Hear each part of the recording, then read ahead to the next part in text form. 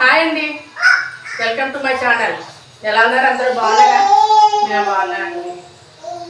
ఇప్పుడు నేను చేయబోయే రెసిపీ ఆషాఢ మాసం కదండి, కొండగంటి కూర. ఆషాఢ మాసంలో కొండగంటి కూర, అనుగులు, తెల్లపిండి, గోరెట్టాకు పెట్టుకుంటాం. శుభ్రంగా కడిగేసుకుని కట్ చేసుకున్నాం. మళ్ళీ కట్ చేసి కట్టుకుంటే నిన్న విటమిన్స్ అన్నీ పోతాయి. కంటికి చాలా మంచిదండి. ఇది పెసరపప్పు అండి. ఈ గ్లాసు పెసరపప్పు ఒక 3 గంటలు 2 గంటల పైన అయిందండి. 2 గంటలు నానబెట్టుకుంటే మనకి గడుపులో గ్యాస్ ఫామ్ అవ్వదండి. అలా వెంటనే వండుకుంటే గ్యాస్ ఫామ్ అయిపోద్ది. నేను నానబెట్టాలి. వెల్లుల్లిపాయలు, ఒక 6 పచ్చిమిరపకాయలు, ఒక స్పూన్ ఆవాలు, స్పూన్ జీలకర్ర, 3 ఎండుమిరపకాయలు, కరివేపాకు అంతే పెట్టిందండి. 2 గింజలు 2 పెట్టాలి. ఎల్లుల్లిపాయలు పక్కలతోనే వేస్తానండి. ఇప్పుడు ఆవాలు, జీలకర్ర, 3 ఎండుమిర్చి,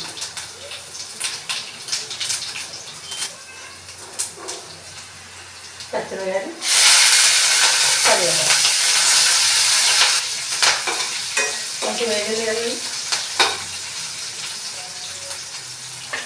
కొనగంటలో వేసుకుని ఆ కూరల మీద మూత పెట్టకూడదండి. మూత పెడితే కలర్ చేంజ్ అవుతుంది.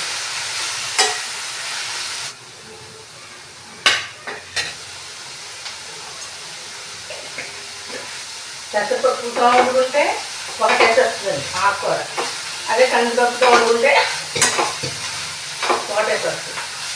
ఎందువల్ల అంటే కందిపప్పు ఆకుకూర కలిపి ఉడబెట్టుకుని తాళ్ళు పెట్టుకుంటాం కాబట్టి అదొక టేస్ట్. కొంచెం చింతపండు లైట్గా వేసుకుంటాం రోజు.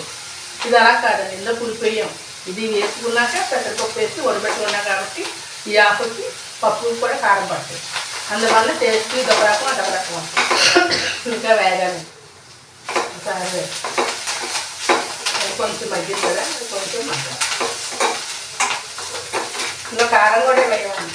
ఆ పప్పు, మిరపకాయలు, ఎండుమిర్చి కారం.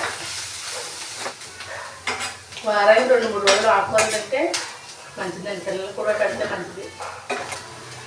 ఈ పప్పు వేసుకున్నాను. ఇలా నేను గ్లాస్ నీళ్ళు వేసాను నానబెట్టినప్పుడు. ఇలా మిక్స్ చేస్తాను.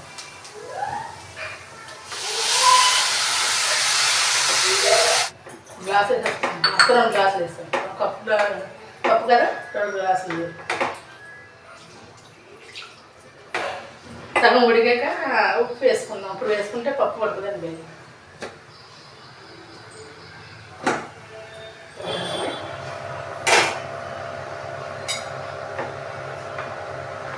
ఉప్పు వేసుకుందాం.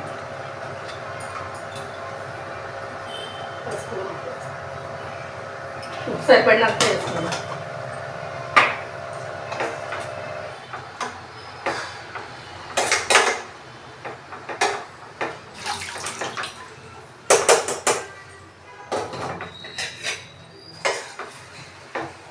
ఆ కూరలో నీరంతా వచ్చేసింది.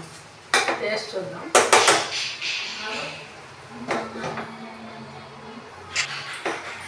సరిపడి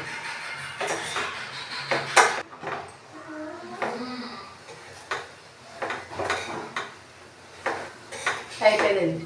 పెసరపప్పు గంటి కూర, పెసరపప్పు రెడీ.